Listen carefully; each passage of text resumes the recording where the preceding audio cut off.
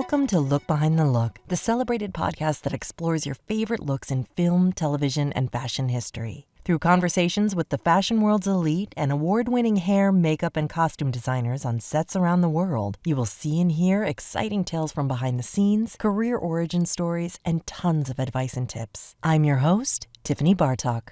This is not Tiffany Bartok. This is Jayce Bartok, her husband and partner in Look Behind the Look. Now, when I heard about I Know Catherine, the Loglady, a wonderful documentary about Catherine Coulson, the Loglady from Twin Peaks, I was like, I need to do this interview. I know I never get to interview anyone.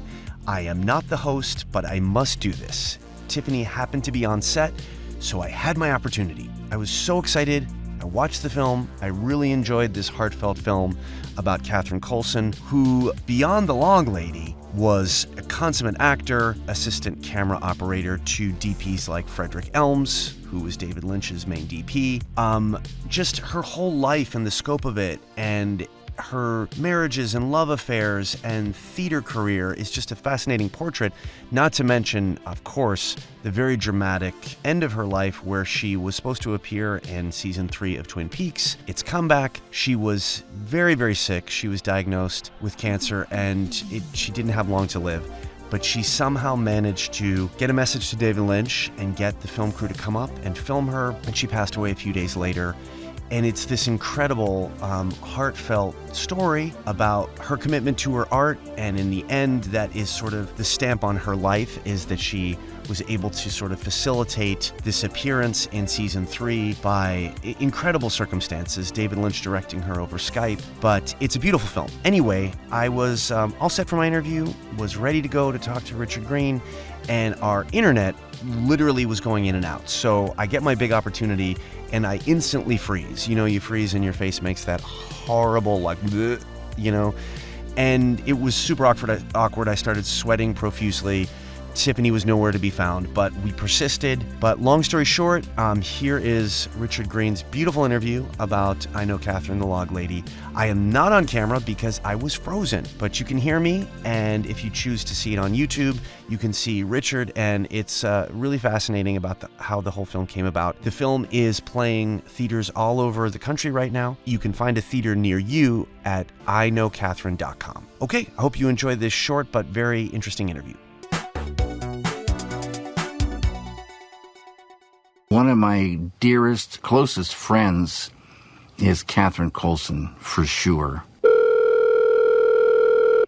Hi, this is Catherine Coulson, Coulson. I'm on hospice. I probably don't have a whole lot longer.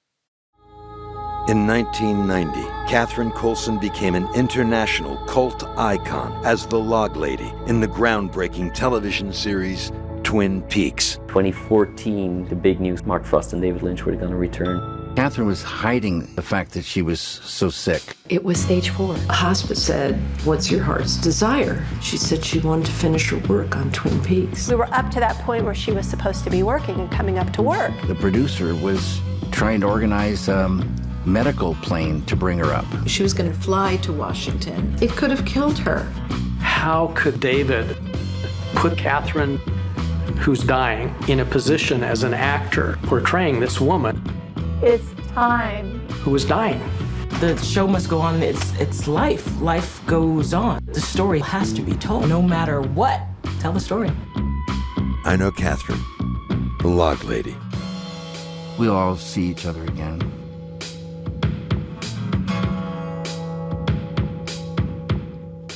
We're here with Richard Green, director of the wonderful documentary I Know Catherine, the Loglady. Richard, tell me how you came to Catherine in this incredible story. Obviously, huge Twin Peaks fan, huge Loglady fan, was so taken with her journey and how she got there and everything that she did. And how did you come to this film? So when Catherine passed away, which is now 10 years ago in September, I got a call that afternoon from Donna Dubane.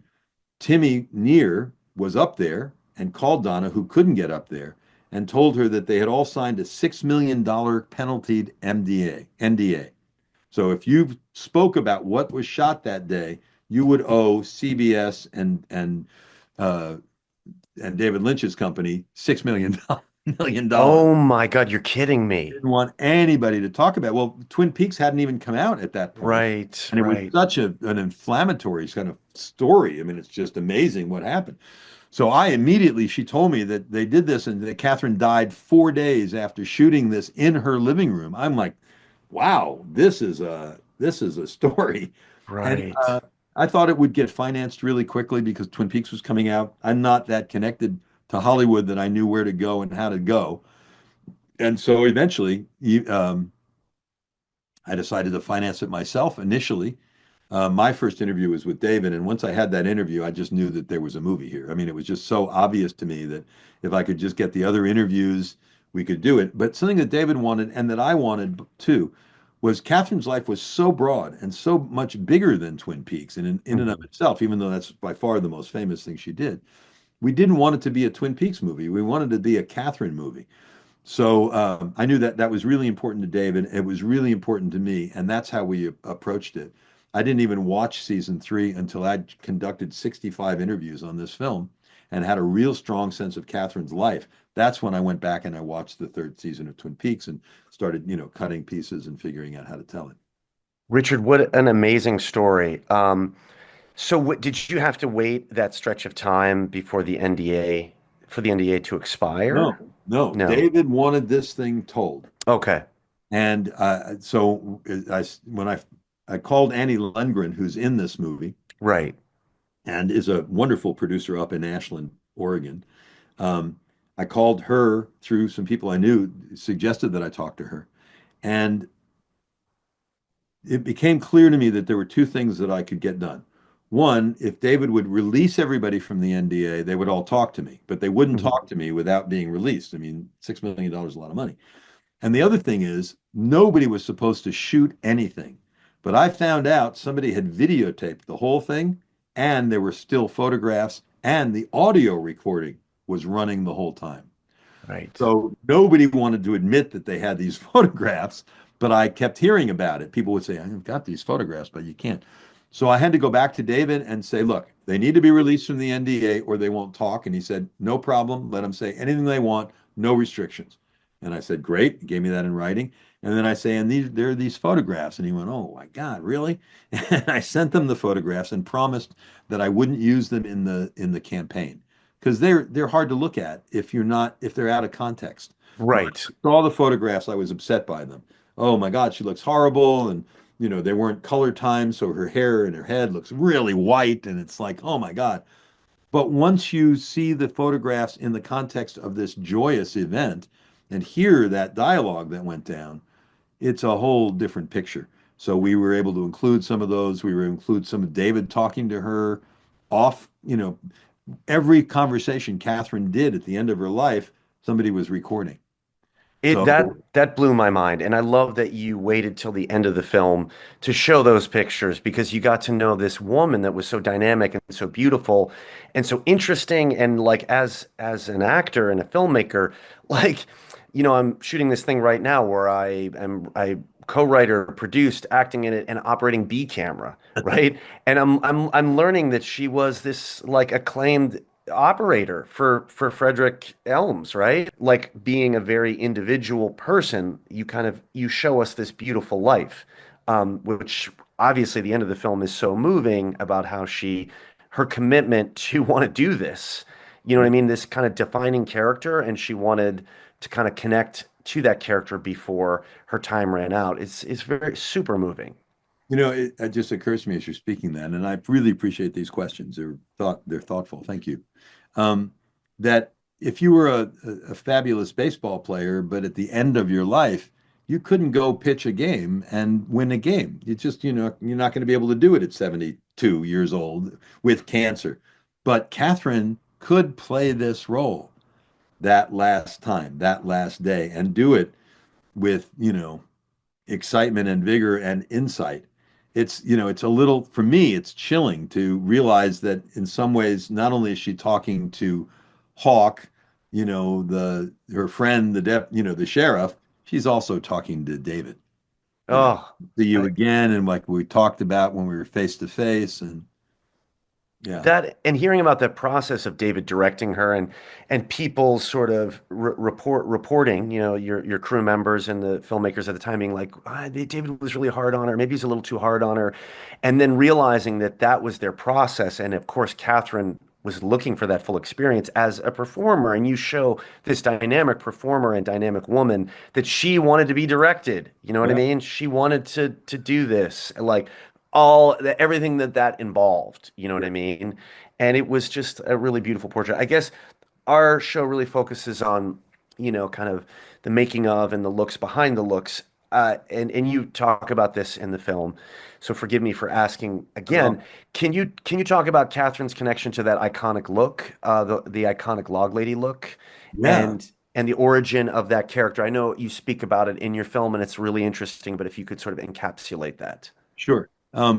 The character came about from a wacky idea. I think one of the nice moments of the movie that I love is when David talks about this, and he said, "I had this idea. It was, was kind of stupid idea about this lady with a log, and we don't go too much into it. What the actual thing was is she had a little boy, and she would take the boy and the log to the dentist and put the log in the dental chair and put the little bib around the log so that the boy could learn about things that the boy was going to be doing.